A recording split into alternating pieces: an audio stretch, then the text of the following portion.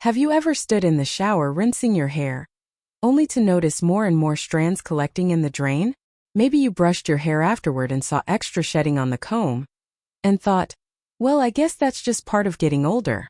The truth is, while some hair loss can be linked to age or genetics, many seniors are unknowingly making it worse through simple shower habits. Habits that feel harmless, even comforting, could over years be silently thinning your hair strand by strand. Think about it. The shower is supposed to be a place of refreshment, a daily ritual of self-care. But what if the very routine you've trusted for decades, the hot water, the shampoo you've always used, the way you scrub or dry your hair, is quietly robbing your scalp of its natural strength? Studies show that the scalp becomes more delicate as we age. Hair follicles can become weaker, oil production slows, and hair shafts lose resilience. Combine that with harsh shower habits and suddenly what seems normal shedding can turn into accelerated thinning, breakage, and even visible hair loss. But here's the hopeful news. You can take back control. Just by making small, intentional changes in the way you shower, you can protect the hair you still have, reduce breakage, and even improve the look and feel of your hair at any age. In this video, we'll uncover the #1 worst shower habit that speeds up hair loss in older adults, and 4 other common mistakes you may be making without realizing it. More importantly, I'll share science-backed solutions and simple protective steps you can start today. These tips don't require expensive products, salon treatments, or complicated routines. Just a few mindful adjustments that can make all the difference over time. So if you've ever felt discouraged watching your hair thin, if you've wondered whether it's just fate, or if there's something you can actually do, this video is for you. Stay with me until the end, because I'll show you not only what to avoid, but also how to build a shower routine that nourishes your scalp, supports healthier hair, and helps you feel more confident every time you look in the mirror. And before we dive in, a quick reminder. If you haven't subscribed yet, make sure to hit that subscribe button and turn on the bell. We share practical, senior-focused tips every week, and your support helps us continue creating content that truly makes a difference in people's lives. Alright, let's begin. The very first habit might surprise you, because it's something nearly all of us have done for years. Habit number 2 is one that almost everyone has fallen into at some point. Washing your hair too often and using shampoos that are far too harsh. For decades, TV ads and magazines told us that washing daily was the only way to stay fresh and clean. Many of us grew up believing that if your hair wasn't washed every single day, it must be dirty. But here's the thing. As we age, our scalp changes. It produces less oil than it did in our younger years, and the hair itself becomes more fragile. So what once may have been fine in your 30s or 40s can actually cause harm in your 60s, 70s, and beyond. Daily shampooing, especially with the wrong products, strips away the little natural oil that's left on the scalp. These oils are essential. They're your scalp's natural moisturizer, creating a protective layer that keeps the skin calm, the follicles healthy, and each strand more resilient. When you remove that too often, the scalp gets dry, itchy, and inflamed. And inflamed follicles are follicles that struggle to grow strong hair. To make matters worse, many shampoos on store shelves contain sulfates, detergents, synthetic fragrances, alcohols, and chemical preservatives. They make the shampoo foam up nicely and leave your hair smelling perfumed, but behind the scenes they're stripping, irritating, and dehydrating. Imagine washing a delicate silk blouse every single day in harsh detergent, scrubbing it, soaking it, wringing it out. What would happen? The fabric would wear thin, colors would fade, and threads would fray. Now imagine doing that to your hair for years. It's no wonder that strands become weaker, duller, and more prone to breaking off before they've even had the chance to grow. Research has shown that overwashing can actually worsen scalp dryness and irritation. In fact, dermatologists often recommend that older adults wash their hair just 2 to 3 times a week, or even less, depending on their hair type and lifestyle. That's because the scalp simply doesn't produce as much oil anymore, so there's less need to constantly wash it away. Let me share a story. Helen, age 67, thought she was doing the right thing by shampooing every day. Her husband once teased her about the smell of her perm, and from then on, she was determined to wash daily to keep her hair fresh. Within months, she started noticing her part line widening, her ponytail feeling thinner, and more hair swirling down the drain. She felt discouraged, thinking it was just old age. But after talking with her doctor, she was advised to cut back to washing only twice a week and to switch to a gentle, sulfate-free shampoo designed for sensitive scalps. Within a few months, Helen noticed her scalp wasn't as itchy, she saw fewer hairs in the drain, and her hair looked fuller and healthier. This story isn't unique. Many seniors make the mistake of treating their aging hair as if it were still youthful and oily, when in reality it needs a gentler approach. Here's what experts recommend. Wash only as often as your hair truly needs. For most older adults, that's 2 to 3 times per week. Choose shampoos labeled gentle, sulfate-free, or for sensitive scalp. These formulas cleanse without stripping. Avoid products with long ingredient lists full of unpronounceable chemicals, heavy perfumes, or dyes. When shampooing, concentrate on the scalp. That's where dirt and oil collect. The ends of your hair don't need vigorous scrubbing. They'll be cleaned naturally as the shampoo rinses through. And always rinse thoroughly with cool or lukewarm water. Leftover product residue is just as irritating as overwashing itself. By giving your scalp more rest days and choosing a gentler shampoo, you're not neglecting your hair. You're actually protecting it. You're preserving its natural oils, reducing inflammation, and giving follicles the best environment possible to keep growing hair. And the difference over time can be dramatic. Tip: wash just 2 to 3 times per week. Look for labels like gentle, for sensitive scalp, or sulfate-free. Avoid shampoos with sulfates, alcohol, or synthetic fragrances. Habit number 3 is one most people don't even think about: scrubbing the scalp too hard. For decades, we've been told that a good strong scrub means you're really getting clean. Some even believe that scratching with their fingernails stimulates hair growth, almost like giving the scalp a workout. But here's the truth. Your scalp is not designed to be scratched or scraped. It's delicate tissue, with tiny blood vessels and fragile hair follicles sitting just beneath the surface. When you drag your fingernails across it or scrub with force, you're not helping your hair, you're actually hurting it. Those scratches can create tiny wounds called microtears. You may not see them, but your scalp feels them. Each small injury invites irritation and even infection. The follicles, the very roots that produce your hair, can become inflamed. And inflamed follicles don't grow strong, healthy hair. In fact, over time, repeated trauma from aggressive scrubbing can weaken the follicle's hold and lead to localized thinning or bald spots. Think of it this way. Your scalp is like a garden bed. If you dig your nails into the soil every single day, tearing it up, pulling at the roots and scratching the surface, what happens? The plants struggle to thrive. The roots get disturbed. The soil dries out. Your scalp works the same way. Treat it harshly, and the garden of your hair struggles to grow. Some people even notice this without realizing the cause. They wonder why their scalp feels sore after shampooing, why it's red, or why flakes and itching seem to increase despite scrubbing harder. In reality, their own routine is aggravating the problem. Consider John, a 72-year-old who prided himself on keeping his scalp squeaky clean.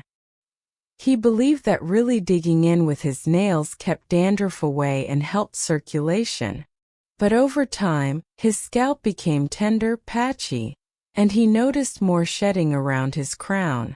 Once he learned to use only his fingertips, never nails, and to massage gently in small circular motions, the soreness went away. Within a few months, he reported less itching, healthier scalp skin, and noticeably less hair fall in the shower. Here's the key. You do want to massage your scalp, but the right way. Gentle fingertip massage actually helps. It improves circulation, bringing nutrients and oxygen to your follicles. It helps loosen natural oils so they can distribute along the hair shaft. And it gives you a relaxing, soothing experience. But it should never feel like scratching. Next time you shampoo, Think of your scalp as if you were massaging the face of a loved one. Soft circular motions with the pads of your fingers, never the nails. About 1 to 2 minutes of this is plenty to stimulate blood flow without trauma. Then let the water do its job. Allow it to rinse shampoo through the length of your hair, instead of forcefully dragging or rubbing product down to the ends. This small shift can make a huge difference. By avoiding rough scrubbing, you protect your scalp's barrier, keep follicles calmer, and reduce unnecessary hair loss caused by inflammation. Over months, that protection helps your hair look and feel thicker, stronger, and more comfortable. Tip: use fingertips, not nails. Gentle circular massage supports circulation without damage. Bonus time. Let's clear up an important truth. Not all hair loss is caused by shower habits. Sometimes, no matter how perfectly you treat your scalp, your hair will still shed, and that's normal. According to dermatologists, the average person loses anywhere from 50 to 150 hairs per day. You may notice many of them in the shower or on your brush, but that doesn't mean you're going bald. Hair has a natural life cycle. It grows, rests, sheds, and renews. What you see falling out today is often hair that was already scheduled to shed weeks ago. But here's the catch. When hair loss feels sudden, patchy, or extreme, it's often linked to more than just shower mistakes. The National Council on Aging notes that genetics, what we often call male or female pattern baldness, play a powerful role as we age. If thinning runs in your family, your follicles may naturally shrink over time, producing finer hairs until growth eventually stops. Hormones are another factor. For women, changes during menopause can trigger noticeable shedding. For men, a lifetime of testosterone converting into DHT, a hormone that shrinks follicles, accelerates loss, especially on the crown and temples. Medications are also key. The AARP highlights that drugs for blood pressure, cholesterol, depression, or even blood thinners can all list hair thinning as a side effect. That doesn't mean you should stop them, but it's something to discuss with your doctor if you notice a difference. Then there are medical conditions. Autoimmune disorders like alopecia areata can cause patchy bald spots. Thyroid imbalances can thin hair across the scalp. Even uncontrolled diabetes or stress can throw hair growth cycles off balance. And don't forget nutritional deficiencies. Lacking enough iron, vitamin D, or protein can weaken your strands before they even emerge. The Cleveland Clinic emphasizes this. If you see clumps of hair, bald patches, or a rapidly widening part line, it's not something to ignore. That's the time to reach out to a dermatologist or hair specialist. They can run simple tests, check blood work, and identify whether your loss is normal shedding, a correctable deficiency, or a medical issue that needs treatment. Healthline also warns, if hair is coming out in handfuls in the shower or on your pillow, or if you notice scalp pain, scarring, or sudden changes, don't just blame shampoo. Get it checked. Sometimes catching the cause early makes the difference between temporary shedding and permanent loss. Here's the bottom line. Good shower habits are supportive measures. They can reduce unnecessary irritation, protect fragile follicles, and slow down avoidable damage. But they can't completely override genetics, hormones, or illness. Think of them like maintaining the soil of a garden. It helps the plants grow their best, but it doesn't change the type of seed planted. So take comfort in this. By practicing healthier shower routines, you're giving your hair the best chance to thrive. And if something beyond habits is happening, don't wait. Partner with your doctor, check your nutrition, and get expert advice. That combination, smart habits plus medical awareness, is the real recipe for protecting your hair and your confidence as you age. White heavy check mark normal. 50 to 150 hairs lost daily. Warning: see a doctor if sudden clumps, bald patches, widening part. Lotion bottle habits help, but genetics and health matter too. The single worst shower habit for hair health is using very hot water. It feels soothing in the moment, but it silently strips away the scalp's natural oils, weakens follicles, and leaves hair more brittle over time. When you combine that with other common mistakes, overwashing, harsh shampoos, vigorous scrubbing with your nails, poor rinsing, blasting with high heat from dryers, or pulling hair into tight styles, the damage adds up. What may seem like small daily choices can, little by little, accelerate thinning and breakage. But here's the encouraging truth. You have the power to change this. Shifting to lukewarm water, cutting back on shampoo frequency, choosing gentle, sulfate-free formulas, massaging instead of scratching, rinsing thoroughly, and letting hair air dry or using cool settings. These small protective steps make a big difference over time. Think of them as daily acts of kindness for your scalp. Imagine this. 6 months from now, you look in the mirror and notice fewer strands in the drain, more softness, and hair that feels healthier to the touch. That's the reward of consistency. Protecting your hair is not about perfection. It's about awareness and gentle habits that accumulate day after day. And beyond the physical, caring for your hair protects something deeper, your confidence. For many of us, hair is more than just strands. It's part of how we express ourselves, part of the image we see in the mirror, and part of how the world sees us. Preserving it with care is not vanity. It's self-respect, it's dignity, it's choosing to age with intention. So I want to encourage you. Don't feel discouraged if you've made these mistakes for years. It's never too late to adjust. Starting today, you can create a shower routine that supports your hair instead of stressing it. Your future self will thank you. Now, if you found these tips helpful, please do me a small favor. Give this video a thumbs up and drop a comment below with the number 2 to let me know you stayed with me until the end. I'd love to hear which habit surprised you most, or which one you'll start changing first. And don't keep this knowledge to yourself. Share this video with a friend, sibling, or parent who may be struggling with thinning hair. Sometimes one small change in daily habits can spark a huge difference in someone's confidence and well-being. Finally, make sure you subscribe and tap the bell so you never miss future videos focused on senior health, wellness, and simple but powerful changes that can help you feel better every day. We're building a community here, and I'd love for you to be a part of it. Thank you for spending this time with me. Take care of your scalp, treat your hair with patience and kindness, and it will return the favor. I'll see you in the next video. Until then, stay well, stay confident, and remember, small habits today create a healthier tomorrow. Habit number 5 is one that combines 3 everyday routines most of us never think twice about. But together, they create a perfect storm for fragile aging hair. Blow drying with high heat, rough towel rubbing, and tight hairstyles.